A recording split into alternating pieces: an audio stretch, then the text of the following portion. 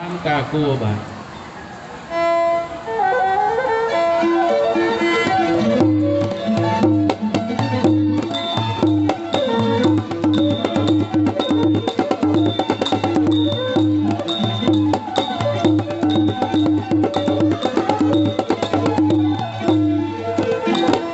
លើកហាត់អភិវិទ្យាគ្រប់លោកមេបាដែលជាមេដាបៃតាកូនប្រុសស្រី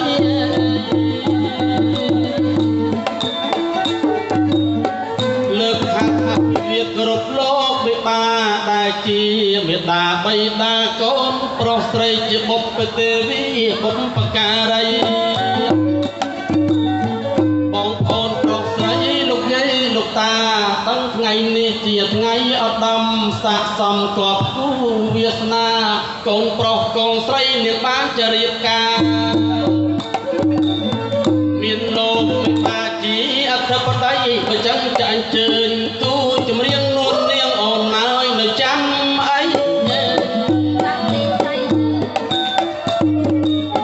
បើចឹងចាអញ្ជើញអ្នកហងដាលីនថ្ងៃនេះតំណាងទេពអសរស្រីអញ្ជើញមកហើយពឹងពិសីថ្លៃអាយជួបងប្រឡងតងទេវតាអូនមកដល់ហើយនៅប្រងបងអើយទេវតាខែខ